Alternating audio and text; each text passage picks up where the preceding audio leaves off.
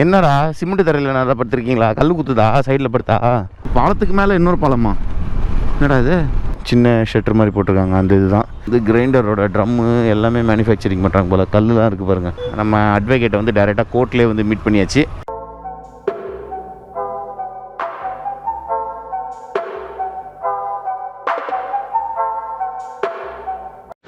Hello friends, good morning and welcome back to my channel. I hope you guys are doing absolutely fine. இன்றைக்கி கோயம்புத்தூர்லேருந்து எங்கே போகிறோன்னா, நேற்று சொன்னல அந்த மிஷினரிஸ்லாம் போய் பார்க்க போகிறோம். கிட்டத்தட்ட வந்து ஒரு 2 கம்பெனிக்கு போனோம். அதுக்கப்புறம் அந்த ஹோல்சேல் ஸ்பேர் மேனுஃபேக்சரிங் இருக்குல்ல, அந்த ஏரியாவில் வந்துட்டு கொஞ்சம் ஐட்டங்கள்லாம் ரேட்லாம் விசாரிச்சுட்டு வரணும். அதே மாதிரி போகிற வழியில் இந்த கோயம்புத்தூரில் இப்போ பயங்கர டிராஃபிக் இருக்கும்னு நினைக்கிறேன். நான் எந்திரிச்சதே பார்த்திங்கன்னா ஒரு 10 o'clock அந்த மாதிரி தான் எந்திரிச்சேன். இப்போ டைம் பார்த்திங்கன்னா வந்து 12 ஆயிடுச்சு. இன்னொரு ½ hourல இங்கேருந்து கிளம்பிட்டு ஃபஸ்ட்டு வந்து நேராக வந்து எனக்கு தேவையான மிஷினரிஸ் எல்லாம் போயிட்டு ஃபஸ்ட்டு பார்த்துட்டு அதுக்கப்புறம் தான் வந்து அடுத்தடுத்த ஒர்க்கு பண்ணோம். அதே மாதிரி இன்றைக்கி ஈவினிங் வந்து நம்ம ஃப்ரெண்டு அட்வொகேட், நான் முன்னெல்லாம் கோயம்புத்தூர் வர சொல்ல நம்ம ஃப்ரெண்டு அட்வொகேட் வீட்டுக்கெலாம் போவேன்னு சொல்லியிருப்பேன் தெரியுமா. அவர் வீட்லேயே வந்து இன்றைக்கி ஈவினிங் போய் மீட் பண்ணிட்டு அதுக்கப்புறம் ராத்திரி ஒரு 8-8:30 ஏசிசி காலனிக்கு வந்து செட்டில் ஆகிட வேண்டியதான். இன்றைக்கி தான் பிளானு. அதே மாதிரி போன வாட்டி வந்து நம்ம லக்கேஜ் எல்லாம் நிறையா பேக் பண்ணி வச்சுருந்தனால அந்த கோயம்புத்தூரில் ஒரு லேக் இருக்குல்ல, ஐ லவ் கோவைன்னு போட்டிருப்பாங்களே, இந்த வாட்டி அந்த இடத்துக்கு போய் நின்று எப்படியாவது ஃபோட்டோஸ் எடுக்கலாம். ஓகேவா? ஓகே ஃப்ரெண்ட்ஸ், இப்போ பார்த்தீங்கன்னா கிளம்பியாச்சு. டேய் என்னடா சிமெண்ட் தரையில் நல்லா படுத்துருக்கீங்களா? கல் குத்துதா சைடில் படுத்தா? சரி படுத்துக்கோ. ஓகே ஃப்ரெண்ட்ஸ், இப்போ கிளம்பியாச்சு. நம்ம மேப் வந்து ஃபஸ்ட்டு அந்த கம்பெனிக்கு போட்டாச்சு. Come on map. 42 minutes 17 kilometers. Okay, first petrol போடணும். நான் இங்கே கோயம்புத்தூர் உள்ளே வர சொல்ல வந்து கிட்டத்தட்ட ஒரு 40 kilometer பிளிங்கில் தான் வந்தேன். அதனால் பிரச்சனை இல்லை, பார்த்துக்கலாம். பெட்ரோல் போட்டு அப்படியே கிளம்புவோம். அதே மாதிரி வந்துட்டு நம்ம பைப்பு பெண்டிங் மிஷின் கூட மெயினாக பார்க்கணும். ஏன்னா நம்ம பைக்குக்கு கஸ்டமைசேஷன் பண்ணுறது, ஸோ இதுக்கு தேவையான கொஞ்சம் மிஷினரிஸு இதெல்லாம் கூட கொஞ்சம் பார்த்துட்டு அப்படியே வரணும். ஏன்னா நம்ம ஆரம்பிக்கும் போகிறது 2 பிஸ்னஸும் சேர்த்தே ஆரம்பிச்சிடலான் இருக்கேன். ஃபஸ்ட்டு இப்போதைக்கு வந்து ஒரு 6 months வரைக்கும் அந்த ஓஸ்க்கு தேவையான ஹைட்ராலிக் ஓஸ் இருக்குல்ல, ஹை ப்ரெஷர் ஓஸ், அதுக்கு தேவையான மிஷினரிஸ் மட்டும் ஃபஸ்ட்டு போட்டுட்டு அப்புறம் இன்னொரு 4-5 months கழித்து நம்ம அடுத்தது வந்து இந்த மிஷின் வாங்கிடலாம், நம்ம pipe bending machine. So saddle stay, crash guard, so இந்த மாதிரி செய்கிறதுக்கான மிஷின்ஸ் எல்லாம் வாங்கிடலாம். இப்போ நான் எப்படி போகணும் வெளியே? இப்படி தான் போகணுன்னு நினைக்கிறேன். சரி போவோம். இந்த எல்லா மிஷினும் வாங்கிட்டேன்னு வச்சுக்கோங்களேன். அடுத்தது வந்து கஸ்டமைசேஷன் பைக்குக்கு. ஸோ நம்ம சப்ஸ்கிரைபர் யார் வேணுமோ ஏதாவது கஸ்டமைசேஷன் பண்ணோன்னா நேராக எங்கள் வீட்டுக்கு வந்துட வேண்டியதான். கம்பெனிக்கு வந்துட்டு ஒன்று ஒன்றா அப்படியே அவங்க டேஸ்ட்டுக்கு ஏற்ற மாதிரி ஒன்று ஒன்றா டிசைன் பண்ணிக்கலாம். ஓகே, இப்போதைக்கு இப்படி தான் பிளானில் இருக்குது. நெக்ஸ்ட் இயர்க்குள்ளே வந்து சூப்பராக செட்டில் ஆகிடணும் இந்த மாதிரி பிஸ்னஸில். ஒரு சைடு நம்ம அப்படியே யூடியூப்பும் போயிட்டே இருக்கணும், நம்ம ஃப்ரெண்ட்ஸ் எல்லாம் வச்சு கம்பெனி அப்படியே ரன் பண்ணிக்கணும். வீக்லி 2 or 3 வந்து கம்பெனியை வந்து அப்படியே விசிட் பண்ணிக்க வேண்டியதான். ஒன்றும் இல்லை, வீட்டை ஒட்டியே தான் கம்பெனி. ஓகேவா? ஃபஸ்ட்டு இப்போ நம்ம போய் மிஷின்ஸ்லாம் பார்க்கலாம் எப்படி இருக்குன்ட்டு. மெயினாக ப்ரைஸ் பார்க்கணும், பட்ஜெட் எக்ரிட கூட இது எல்லாம் சேர்த்து அது ஒன்று தான் யோசிச்சுட்டே இருக்கேன். ஓகே ஃப்ரெண்ட்ஸ், இப்போ பார்த்தீங்கன்னா வண்டிக்கு டேங்க் ஃபில் பண்ணியாச்சு. இங்கே பெட்ரோல் ரேட் வந்து 103 ரூபா 12 காசுங்க. சென்னையில் இப்போ பெட்ரோல் ரேட் ஏறிச்சான்னு தெரில, அது வேறு செக் பண்ணணும். நமக்கு வந்து ரொம்ப நாளாக சென்னையில் வந்து பெட்ரோல் ரேட் ஏற்றாமல் இருக்காங்க. என்ன ரீசன் தெரில, என்றைக்கு மொத்தமாக வச்சு செய்ய போகிறாங்க தெரில பெட்ரோல் ரேட்டில். இந்த 103 ரூபா 104 ரூபா 105 ரூபாக்குள்ளேயே இன்னொரு 2-3 வருஷம் ஓட்டினாங்கன்னா பிரச்சனை இல்லைங்க. திடீர்னு 110 ரூபா 115 ரூபா கொண்டு வந்துட்டாங்கன்னா பெரிய சிக்கலாயிடும். இப்போ நமக்கு வந்து இன்னும் எவ்வளோ கிலோமீட்டர் இருக்குது? ஒரு நிமிஷம் இருங்க. ஆமாடி, இன்னொரு 13 kilometers 33 minutes காட்டுதுங்க. சரி ஓகே, ஃபஸ்ட்டு போவோம். இந்த ஏரி தாங்க சொன்னேன், ஐ லவ் கோவை அங்கே இருக்குது. இன்றைக்கி ஈவினிங் இருட்டுறதுக்கு முன்னாடி கரெக்டாக அங்கே போய் ஃபோட்டோ எடுப்போம். இருட்டின அப்புறம் லைட் எரியும்னு நினைக்கிறேன். மேபி லைட் எரிஞ்சிச்சுன்னா இருட்டு டைமில் கூட ஃபோட்டோ எடுக்கலாம், நல்லாயிருக்கும். ஓகேவா? ஆனால் இது நல்லா செம பெரிய லேக்கு. எவ்வளோ பெருசாக இருக்குது பார்த்தீங்களா? நம்ம போரூர் ரெட்டேரியோட கொஞ்சம் சிறுசு தான். ரெட்டேரி வந்து இப்போ பாதி மூட ஆரம்பிச்சிட்டாங்க. அங்கங்கே பில்டிங்கை கட்டி ஹோட்டலெல்லாம் கட்டி அதெல்லாம் பாதி மூடிட்டாங்க. இருந்தாலும் ஆனால் ரெட்டேரி வந்து ஃபுல் சைஸ் அப்படியே கிளியராக இருந்ததுன்னா எவ்வளோ பெரிய ஏரி தெரியுமா? அது எல்லாம் மூடுங்க, கொஞ்சம் கொஞ்சமாக மூடி விட்ருங்க. இந்த மாதிரி ஃபுல்லாக சுற்றி வர காம்பவுண்ட் போட்டு வேலி போட்டு வச்சா தான் நம்ம ஊர் ஆளுங்க ஏரியை பிளாட் போட மாட்டாங்கன்னு நினைக்கிறேன். ஐயோ சரியான டிராஃபிக்குங்க. போதும்னு ஆயிடுச்சு. 2 கிலோமீட்டர் தான். அந்த டி நகர் ரோடு மாதிரி ஒரு ரோடு ஒன்று வந்தது கோயம்புத்தூரில். அந்த ரோடு வந்து 1 கிலோமீட்டர் ஒரு ஸ்ட்ரெச்சு. அதை தாண்டதுக்கு 15 மினிட்ஸ் ஆச்சு. ஐயோ சரியான டிராஃபிக்கு சப்பா. இப்போ தான் வந்து ஒரு ப்ராப்பராக ஒரு 100 ஃபீட் ரோடு ஒன்று வந்திருக்கு. இது ரொம்ப நேரமாக நான் பாலத்து மேலேயே தான் ஓட்டிகிட்ருக்கேன். பாலம் எப்போ முடிய போகுதுன்னு தெரில. இதுக்கு பாலத்துக்கு மேலே இன்னொரு பாலமா?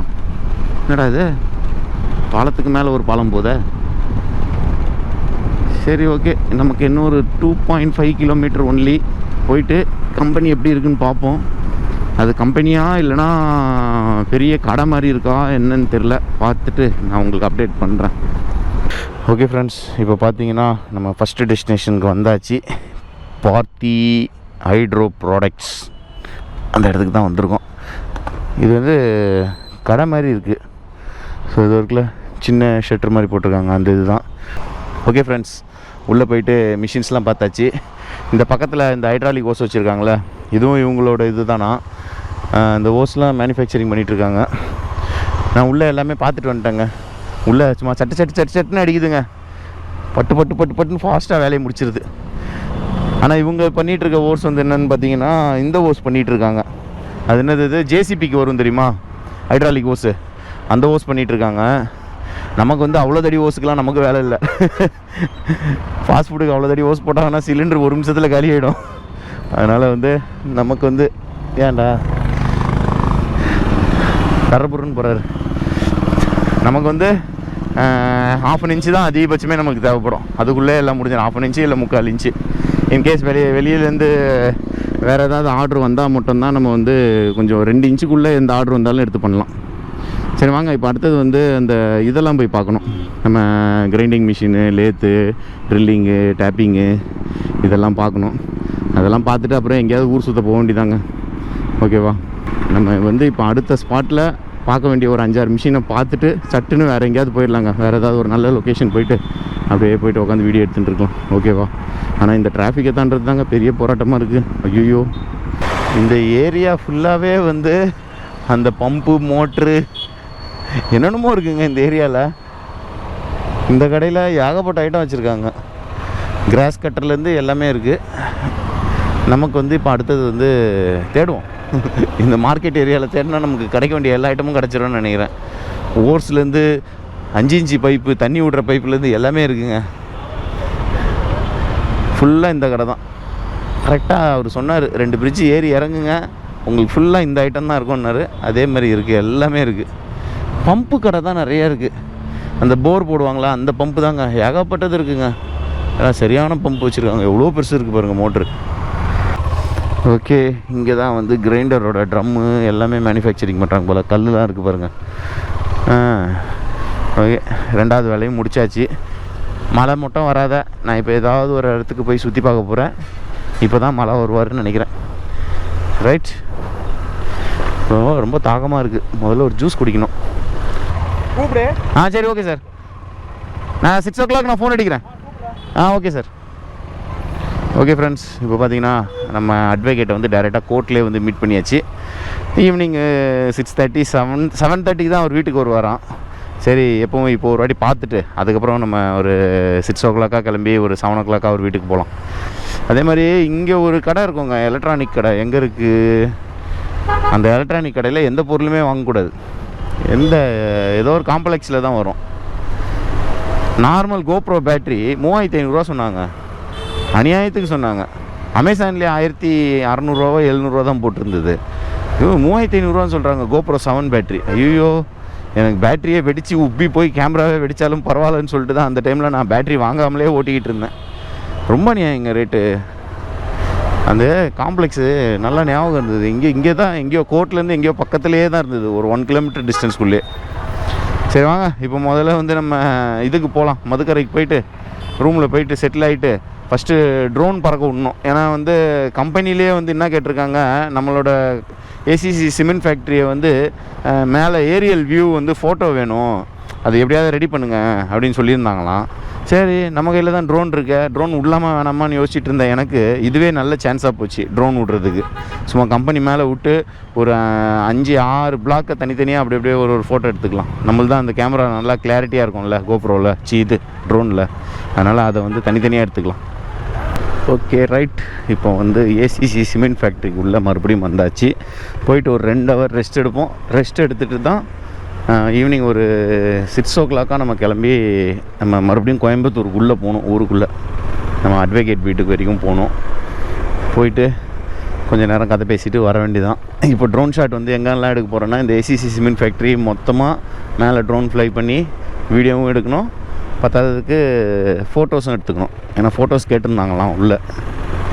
ஏதோ இந்த பிடிஎஃபாக ஏதோ ஒரு இதுக்கு வந்து என்னது பிடிஎஃப் ஆச்சு, பிபிடி சப்மிட் பண்ணுறதுக்கு வந்து ஏரியல் ஷாட் கேட்டிருந்தாங்களாம். சரி ஓகே, அதையும் எடுத்து கொடுத்துருவோம். சரியா?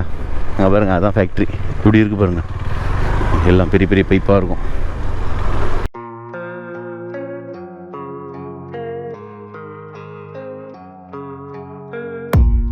I don't really know what comes next. I'm just doing my best, even though I'm so stressed out. Everything just feels like a test that I fail, so depressed when I can't seem to get out. But something deep inside won't let me quit. I swear that I'm inspired by all this shit. Tell me that I can't and I won't. That's what guides me the most. Your lies, I'll do what I want. The gas in the back of the sun, never leave. She's so bad, can't make the right. The gas in the back of the sun, never leave. She's so bad, can't make the right. Okay friends, இப்போ பார்த்தீங்கன்னா வந்துட்டு கோயம்புத்தூரில் நம்ம friend advocate இருக்கார் சொன்னேன்ல, அவர் வீட்டுக்கு கிளம்புறதுக்கு time வந்துச்சு. பட் இப்போ டைம் பார்த்தீங்கன்னா கரெக்டாக 6:30. அவர் வீட்டுக்கு வந்து நான் லொக்கேஷன் போட சொல்ல வந்து எவ்வளோ கிலோமீட்டர் காட்டிச்சுன்னா 18 கிலோமீட்டருக்கு வந்து 1 hour 5 minutes காட்டுதுங்க. அப்போது டிராஃபிக் வந்து வச்சு செய்ய போகுதுன்னு நினைக்கிறேன். இப்போ வாங்க அப்படியே டிராஃபிக்கில் அப்படியே கிளம்பி போகலாம். ஒரு 2-3 குறுக்கு பாதை மாதிரி போட்டு வச்சுருக்கேன். வேறு ஒரு ஸ்டாப்பில் அங்கே ஒரு டெஸ்டினேஷன் போயிட்டு அங்கேருந்து அப்படியே சந்து வழியாக அடுத்த டெஸ்டினேஷன் அங்கேருந்து அவர் வீட்டுக்கு அப்படி போட்டிருக்கேன். அப்படி போட்டால் வந்து 22 or 23 கிலோமீட்டர் வந்தது. பட் ஆனால் அதே டியூரேஷன் தான் காட்டிச்சு, 1 hour 5 minutes தான் காட்டிச்சு. சரி வாங்க இப்போ அவர் வீட்டுக்கு போகலாம். போயிட்டு வர சொல்ல வந்து என்னென்னா, ஒன்று டின்னர் முடிச்சுட்டு வரணும், இல்லைனா பார்சல் வாங்கிட்டு வீட்டுக்கு வந்துட வேண்டியதான். ஓகேவா? ஐயோ, கோயம்புத்தூர் டிராஃபிக்கு பெரும் போராட்டமாக இருக்குங்க. பெங்களூரு கோயம்புத்தூர்லாம் டிராஃபிக்கில் மாட்டினோன்னா செத்தோன்னு நினைக்கிறேன். நானும் என்னென்னமோ சந்துக்குள்ளெல்லாம் போய் பார்த்தேன்.